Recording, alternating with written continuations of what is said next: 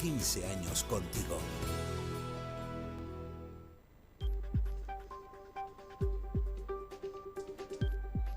La entrevista.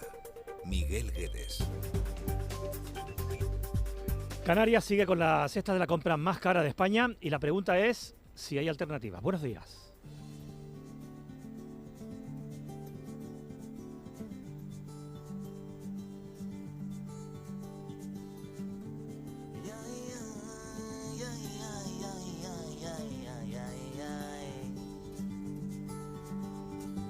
En el mismo folio, la lista de la compra y una canción como un cupón de los ciegos. Rima la soledad con el atún en aceite vegetal y en oferta. Vaya precio sin competencia, una mano pide el cielo, la otra en el cajón del pan. Hay manchas de grasa, de llanto, de tinta, estoy harto de tanto frotar. Tú que eres tan guapa y tan lista, y tú que te mereces, y un príncipe, un dentista, tú te quedas a mi lado, y el mundo me parece más amable, más humano, menos raro. Tú que eres tan guapa y tan lista, y tú que te mereces, y un príncipe. El invitado de esta mañana tiene 4 grandes áreas de responsabilidad en el Gobierno de Canarias, todas ellas relacionadas con el sector primario. Pero una de estas, la soberanía alimentaria, es posiblemente la que más quebraderos de cabeza genera en una mayoría amplia de las familias del archipiélago. La cesta de la compra en las islas es tradicionalmente la más cara de España debido a diversos factores, desde los costes del transporte hasta los controles fitosanitarios, pasando por la gestión fiscal de los alimentos. De todo ello va a responder a continuación Narváez Quintero, consejero canario de Agricultura, Ganadería, Pesca y Soberanía Alimentaria. Bienvenido, buenos días. Hola, muy buenas, Miguel. ¿Es necesario que el Gobierno de España intervenga en los precios en Canarias? No es de recibo que el kilo de aguacates cueste 2 euros en Granada y más del doble, a veces el triple, en las islas, y hablo de precios reales del otro día. Sí, yo creo que es una de las cuestiones estructurales que tenemos en Canarias. No es de ahora ni es de hace un año, sino yo creo que llevamos muchísimos años así, y desgraciadamente si no se toman medidas directas, y en este caso por parte de todas las administraciones, principalmente por el gobierno de España y también por Europa, por algunas cuestiones que comentaremos ahora, porque es algo estructural que tenemos que cambiar. Con lo cual, para poder tener una cesta de la compra asimilable al territorio continental, es evidente que hay que tomar medidas. Claro que fundamentalmente porque somos islas, somos 8 islas fragmentadas en medio Atlántico, y esos costes de transporte, no solo de traerlo de península a Canarias, sino también después distribuirlo entre Canarias, porque después la mercancía llega a un puerto solo, puede llegar a cualquier puerto, y después hay que trasladarlo a 6 puertos más para que llegue a toda la población, con lo cual ese sobrecoste es el doble. Por poner un ejemplo muy claro, un contenedor, para que los oyentes nos escuchen, un contenedor, por ejemplo, de Barcelona a Las Palmas de Gran Canaria, puede costar unos 1.400, 1.500 euros de 22 pies. Pero llevarlo de Las Palmas de Gran Canaria, por ejemplo, al Hierro, sale 1.800 euros. Para que vean, es más caro, porque de Gran Canaria no hay transporte, por ejemplo, directo al Hierro, de mercancía, hay que ir a Tenerife, Tenerife al Hierro. Igual que digo a La Gomera, igual que digo a La Palma. O digamos igual a Lanzarote de Fuerteventura si llega a Tenerife, ¿no? Que son los 2 grandes puertos. Con lo cual, imagínense ustedes, no solo el coste de traerlo a Canarias, sino después de distribuirlo. Aparte de eso, las explotaciones en Canarias son explotaciones pequeñas y medianas, por el territorio nuestro. ¿Sí? La media de una familia aquí puede ser de 1 hectárea. Cuando estamos hablando de las medias de las empresas en el continente, son de 40 hectáreas, con lo cual esa mecanización y ese volumen de negocio hace que abaratemos los costes. Con lo cual, una de las medidas sería que el 100% del transporte entre Península y Canarias, y después también, importante, porque eso no olvidamos de eso, en el reparto entre Canarias, sea subvencionado al 100% y que esto repercuta en el ciudadano. Importante que repercuta esa ayuda, que se le da, que es una compensación a nuestros sobrecostes, repercute directamente en el ciudadano. Claro, porque entre islas ese coste sí que está asumido por parte de la administración. Lo que pasa es que no se ve exactamente que repercuta en el billete. No repercute directamente, o no está repercutiendo lo que debería repercutir en el consumidor final, ¿no? Y es verdad que está subvencionado, no el 100% de los productos, algunos, los que son transformados en Canarias, y al final los que tienen un valor añadido o producidos o transformados en Canarias son subvencionados, pero el resto no. Hay algunos que no producimos ni transformamos. Con lo cual, bueno, es cierto que habría que tomar medidas estructurales, es decir, medidas para siempre. Y tenemos el REF, nuestro REF, que se aprobó hace muy poco, lo contempla. Claro, es que lo contempla el REF, lo contempla el Estatuto de Autonomía de Canarias. Es una cuestión de justicia que es difícilmente defendible lo contrario, ¿no? Desde Madrid. El año 2023 se cerró con un incremento del 3,8% de los precios en Canarias. Llegó a haber un incremento superior al 4% durante todo el año, en algunas partes del año 2023, con respecto al año anterior. La pregunta es si hay alternativas. Una de esas alternativas puede ser bueno, que el transporte sea, se subvenciona al 100%. 100%. Pero yo le pregunto, las relaciones ahora mismo entre Coalición Canaria y el Partido Socialista, o mejor dicho, entre el Gobierno de Canarias y el Estado, deberían incluir esta cuestión como una de las prioritarias. Esto está en la agenda canaria, es algo que tiene que tener una prioridad especial para estos presupuestos de 2024 que también se está negociando ahora. Sí, dentro de la agenda canaria que se ha presentado y que se presentó cuando las investiduras y que se aprobó, en este caso con el Partido Socialista, está el tema del transporte, el transporte de mercancías.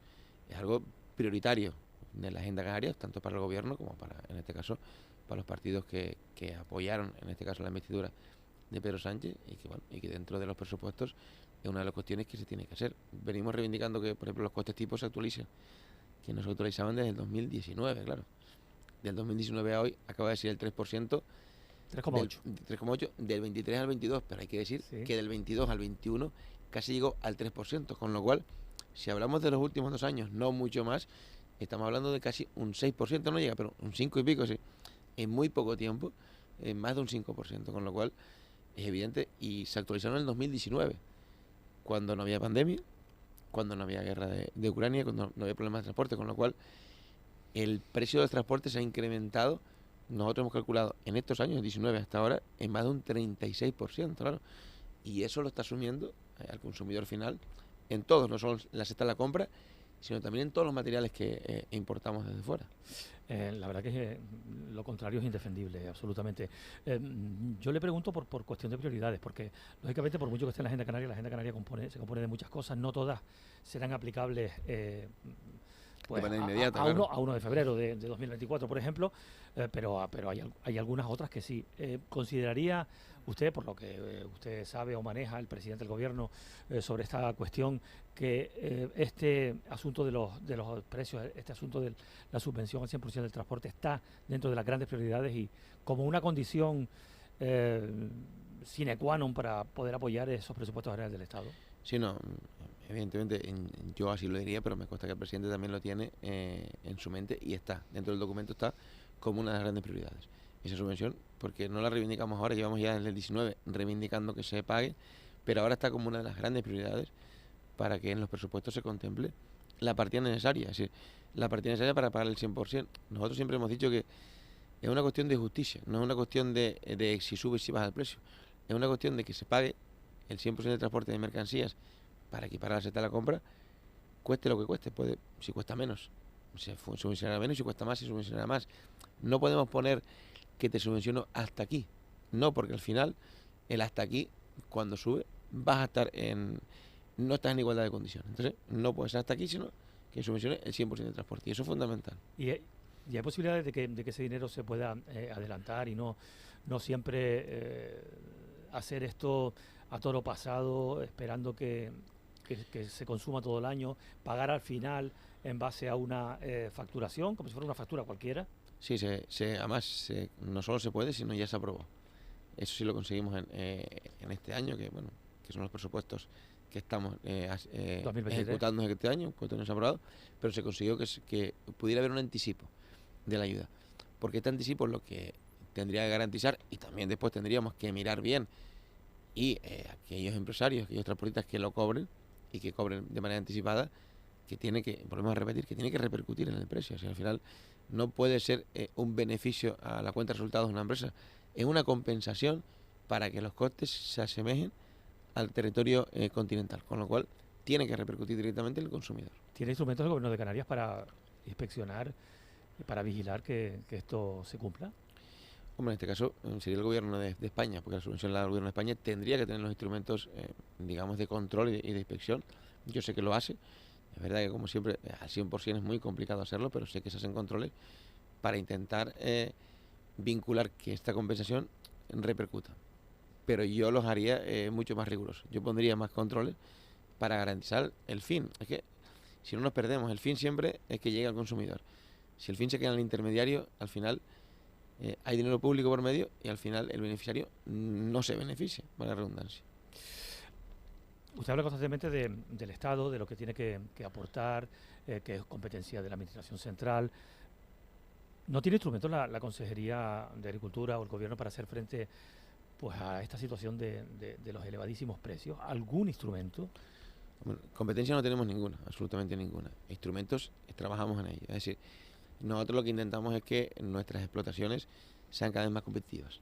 Para eso sacamos líneas ahora, vamos a sacar antes final de este mes, principio del próximo, las bases y convocatorias de líneas de ayudas para modernizar en nuestro sector primario, es decir, innovar en el sector primario, modernizar, y al final, ¿qué conseguimos con eso?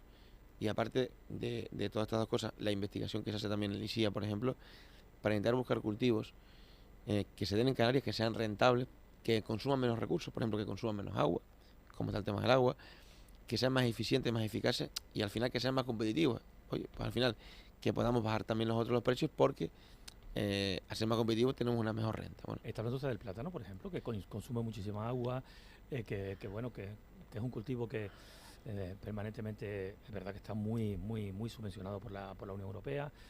Por lo tanto hay una rentabilidad en cuanto a esto, pero efectivamente también ocupa muchísima superficie y a lo mejor impide que afloren otro tipo de cultivos más competitivos. hombre, el plátano consume agua, pero ha existido un mantra con el plátano también en el consumo de agua, porque hay productos, por ejemplo, antes hablaba de algunos que consumen mucho más agua que el plátano, con lo cual consume agua por la superficie. Dense cuenta que el plátano es el cultivo mayoritario en Canarias, mayor superficie, claro.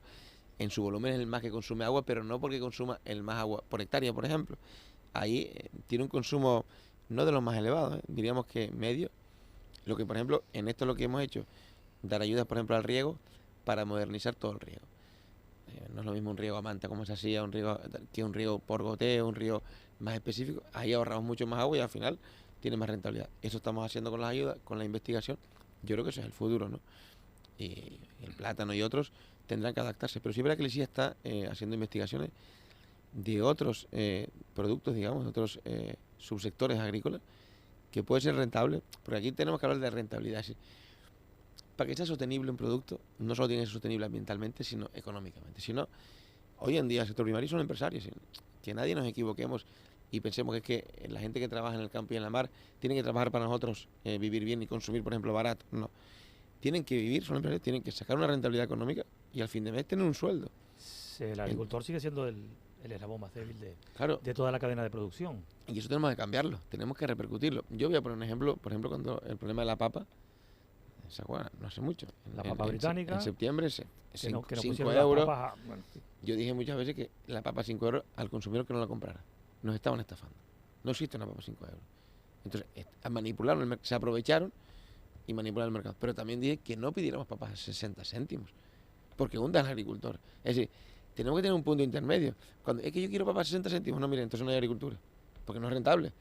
Y socialmente hemos estado acostumbrados también a que tengamos de todo en el lineal, de todo, y lo queremos a un precio, Z la compra, bien, a un precio asequible, pero tenemos que entender también que por otro lado hay gente que trabaja para que tenga ese producto ahí y que no podemos arruinarlos, pues acabaremos con la agricultura. Entonces, no papas a 5 euros, pero no papas a 60 céntimos. Hay que llegar a un punto intermedio donde el consumidor tenga un producto barato, de calidad, y el productor viva dignamente.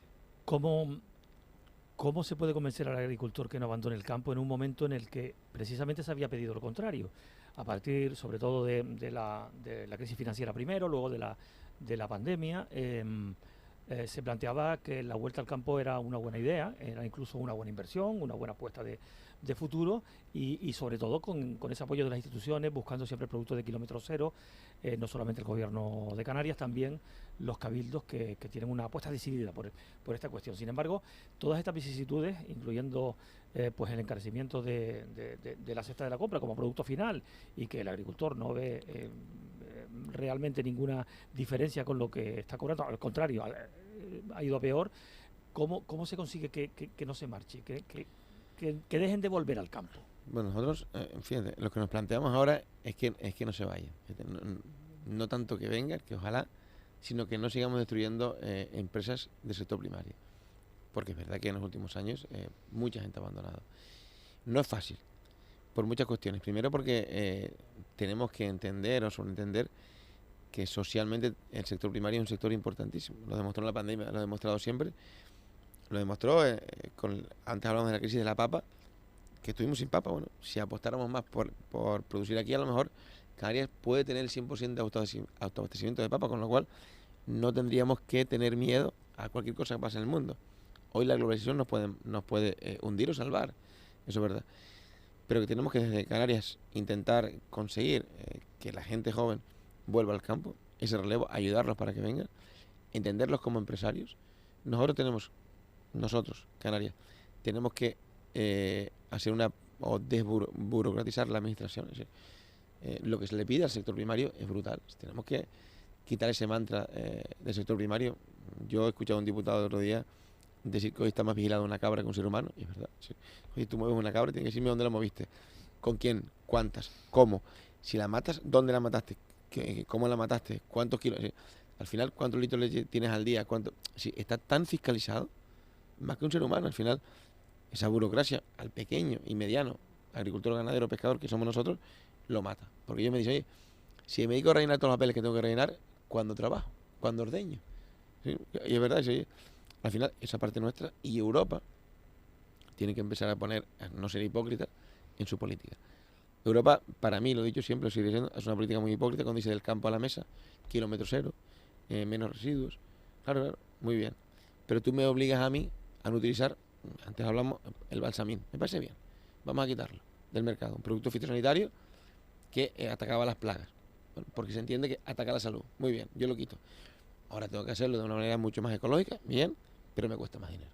Me pones un impuesto a plástico, bien, pero me cuesta dinero porque yo empaqueto con plástico o techo con plástico, etc. Bien.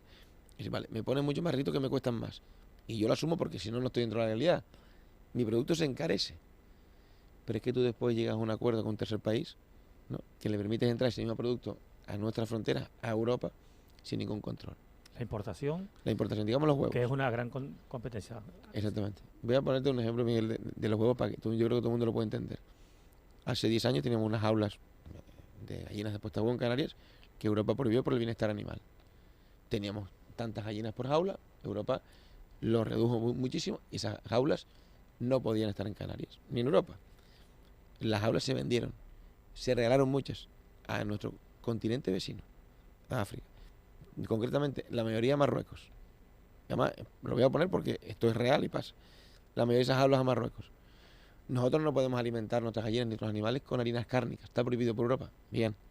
Porque dice que, oye, beneficiamos al animal mucho más sano, mucho mejor. Bien, lo hacemos. Bueno, a la harina cárnica, si la das, lo engordas mucho más rápido. Pero bueno, nosotros lo hacemos. Más sobrecoste. Pero en Marruecos sí. Pero después Europa dice que esos huevos pueden entrar aquí. Claro. Costes laborales. Oye, muy bien. Yo exijo un mínimo, salario mínimo. Perfecto. Pero me sube. Costes ambientales. Yo lo tengo que asumir, el canario. Costes del agua. Insumos.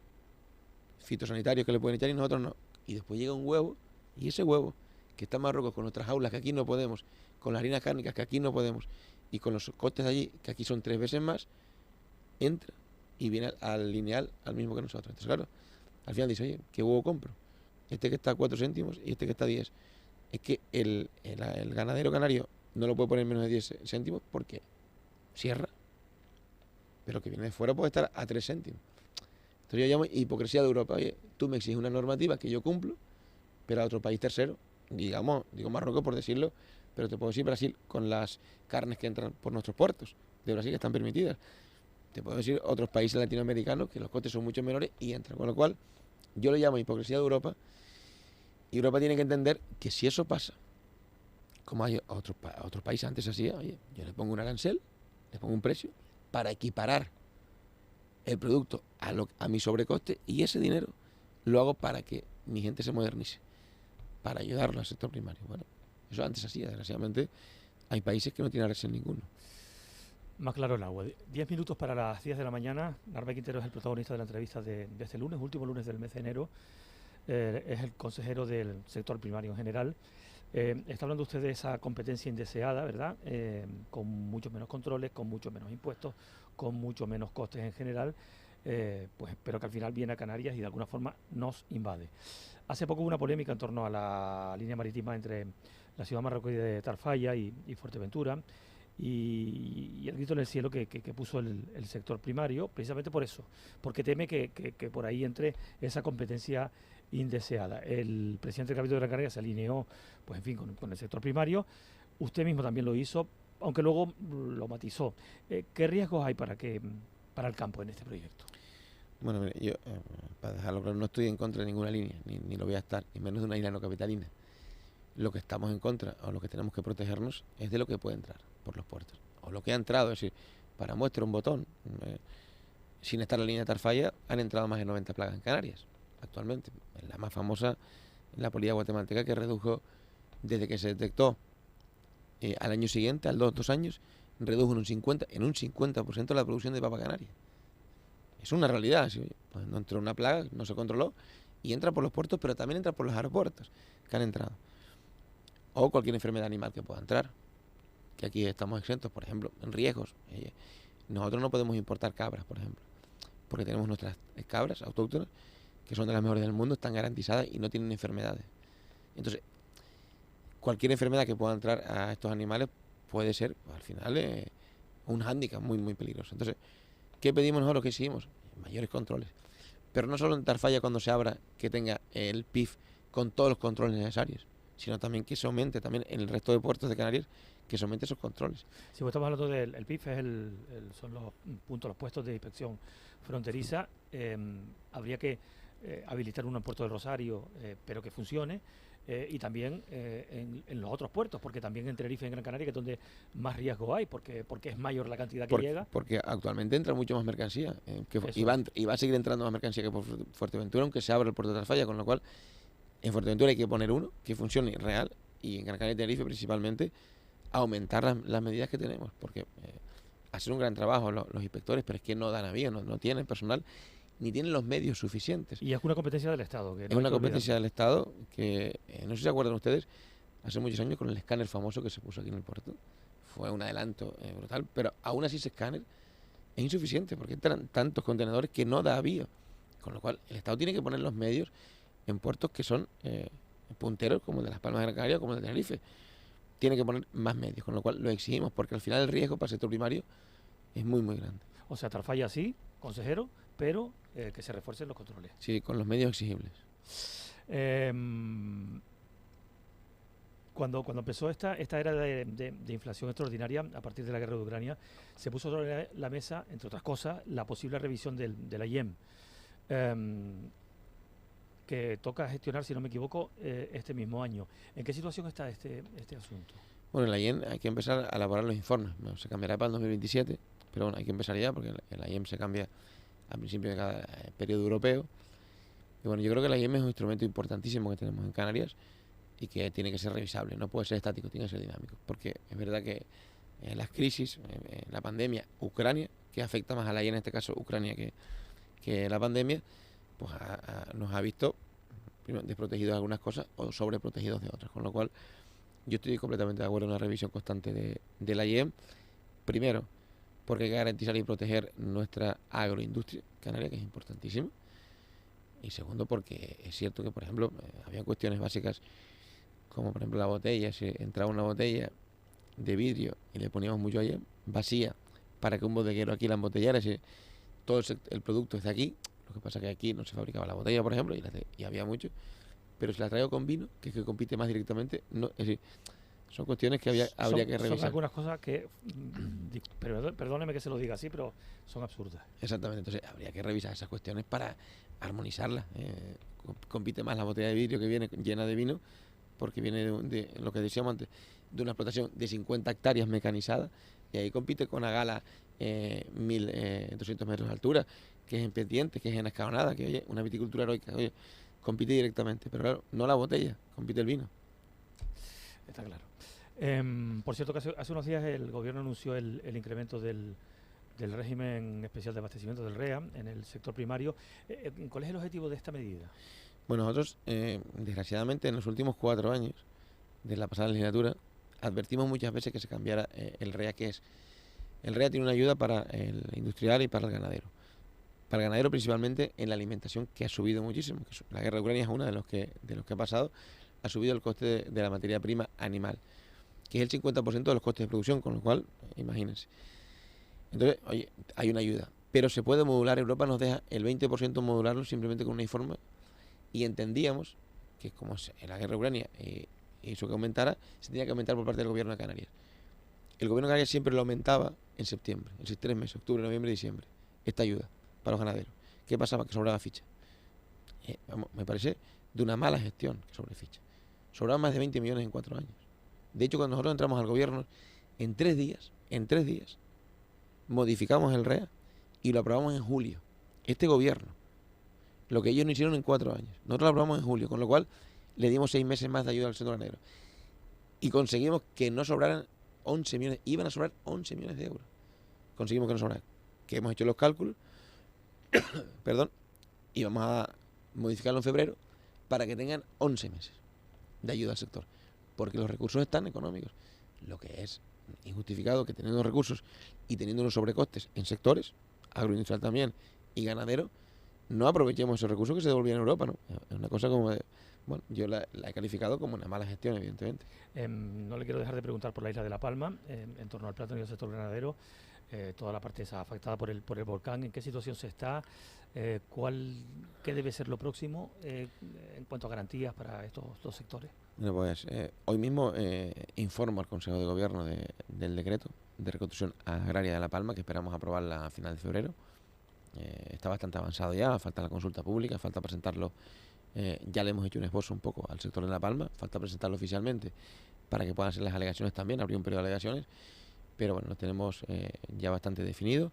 Hemos ido a Bruselas y hemos solicitado en Bruselas, eso fue en noviembre, final de noviembre de 2023, que mantuvieran las ayudas a aquellos que están debajo del volcán y que no, desgraciadamente que no pueden comercializar porque no pueden plantar. Europa lo ha visto bien, pero todavía no nos ha dado la contesta, con lo cual estamos esperando un poco, y la intención es, ya hemos empezado a reconstruir, ya hay fincas que se están reconstruyendo. Eso es la parte positiva.